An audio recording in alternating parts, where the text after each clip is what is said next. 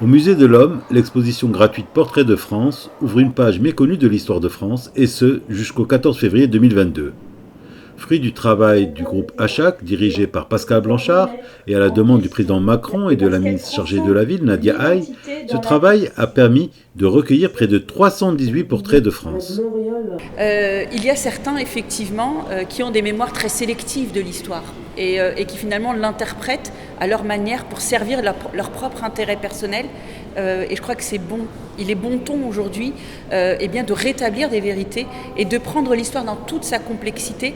Et c'est ce que font aujourd'hui des chercheurs, des universitaires, des scientifiques, des experts de notre histoire. Et ce lien avec le politique, aujourd'hui, il est essentiel, il est presque même déterminant à l'heure où on se parle et compte tenu de l'actualité et nationale et internationale.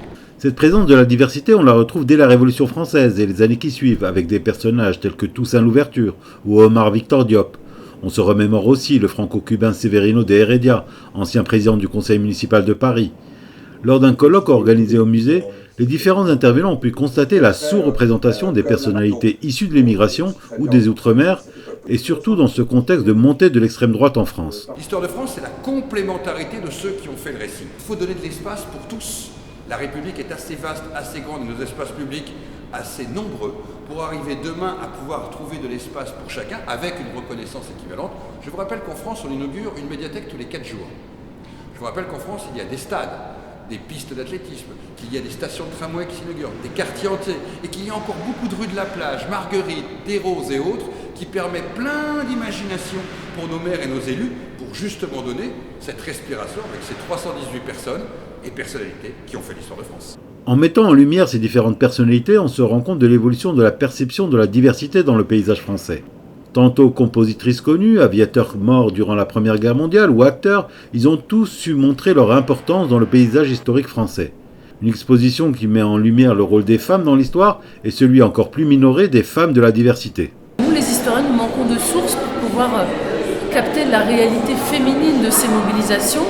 La diversité, c'est aussi la diversité de genre. Et que dire de celle des femmes dans leur communauté diasporique, de l'immigration ou du fait colonial, qui sont encore plus invisibilisées pour compenser cet aspect de double peine, d'être à la fois femme et issue de la diversité. Nous essayons d'investir des figures tutélaires qui ont porté ces causes, notamment pour l'égalité femmes-hommes ou contre la colonisation. Outre les portraits, on trouve également des affiches d'Henri Salvador, le maillot du marathonien El Wafi ou des coupures de presse qui couvrent la mort du leader kanak Jean-Marc Djibao. Ce coup de lumière doit servir pour les idylles à donner des noms pour une meilleure représentation de la France. Un travail d'éducation nécessaire que souligne Fadela Mehal, la présidente des Mariannes de la diversité. C'est important qu'il y ait des outils pédagogiques tels que celle-là, parce que outre qu'elle est très belle, elle est bien écrite, et puis il y a ces valeurs et ces femmes et ces hommes que l'on voit là tout autour et qui montrent que le combat n'est pas terminé, comme on dit, que rien n'est définitif. La récente entrée au Panthéon de Joséphine Baker montre bien que la place de la diversité dans l'espace public pour les personnes immigrées des Outre-mer en est à ses balbutiements. La liste des 318 devrait bientôt voir arriver de nouveaux noms chaque année.